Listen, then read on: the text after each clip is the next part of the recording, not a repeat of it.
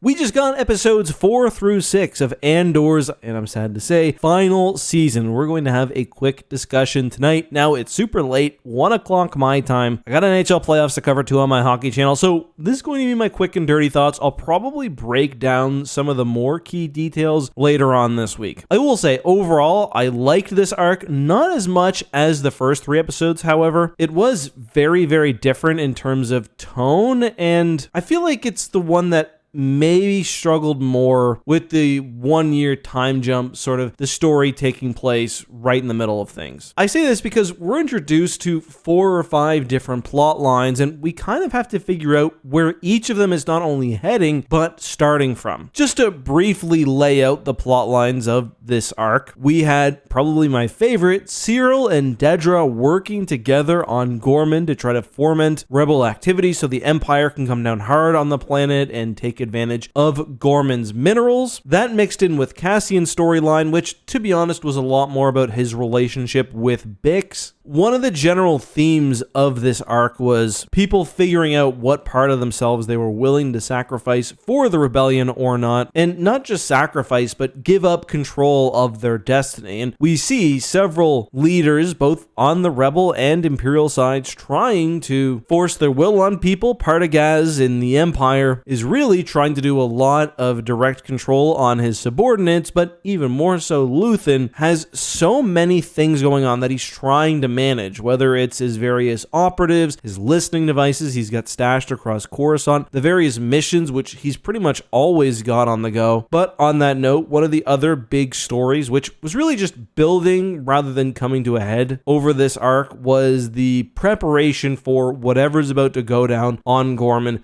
presumably over the next 3 episodes. We know the Gorman massacre takes place into BBY. That will be next week. Andor has smartly chosen to use my BBY system, where there is no 0 BBY. Some people think that should exist. It drives me crazy. But we see Cassian show up. He's disguised. He looks at what's going on Gorman and is like, yeah, no way can we do any damage against the Empire. They're rushing. Luthen, however, is more than happy to sacrifice a world if it means another beacon is lit against the Empire, and that, of course, is where we get Syntha and Vel involved. Some other minor plot lines as well. We had Saw Gerrera, we had the listening device situation, Willman getting some interesting character development. There was more than I thought watching the episodes through. I was like, man, compared to last week, which really jumped around, there's not a whole lot going on here, but there really was. I don't know what plot was most interesting. I think generally the mess that Luthen has got himself into and that he needs to get himself into in order to make any sort of change against the Empire. But it's interesting how we see that affect Cassian and Bix specifically. This was certainly the most adult plot we got this week. It's generally been the most adult plot in Star Wars. Bix has underwent some insane trauma, not to diagnose her as a layperson, but she clearly has some form of PTSD or similar condition, and she's not handling it very well. She's abusing substances, and Cassian is responding to this by being clearly overprotective in a way that's just not possible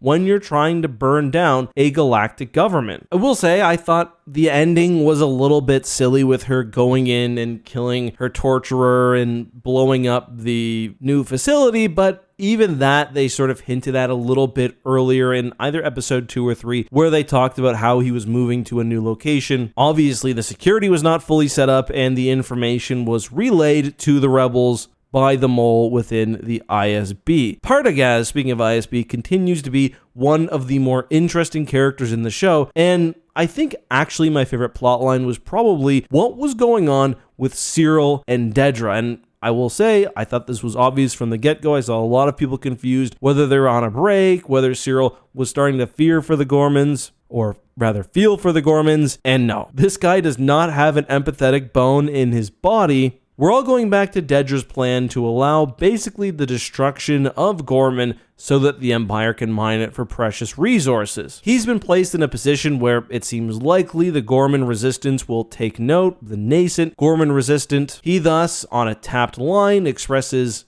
some sympathy for the plight of the Gorman people. He portrays himself as being generally an outsider from the Empire, or something that is backed up by his ISB files, showing that the Empire has basically dicked him around. He really is the perfect guy for the job, and I gotta say, I wasn't sure whether he could do it. He went into some high-pressure situations, and he nailed it. I continue to really enjoy, in a gross way, the relationship between him and Dedra. Obviously, they're both terrible, terrible people, but, you know, they're also right for each other in a way that's really funny. But yeah, that plot is interesting, maybe mostly because both the rebels and the Empire ultimately have the same goal, or at least the high levels of the rebellion, i.e. Luthen and the Empire. Luthen is totally fine with the Empire cracking down on the resistance fighters of Gorman because he thinks it will lay bare the Empire's atrocities. The Empire wants violence as well because, as mentioned, there are valuable minerals on the planet they want to take advantage of. So really, they're both trying to see things escalate. I really like the characters. Obviously, Cinta and Vel being back was great. R.I.P. I also really enjoy their relationship. It's very realistic and adult in the way that they were really pulled apart partially by circumstances, but also by them not always caring enough or putting the other person ahead of everything else, I suppose, which, again, because of their circumstances,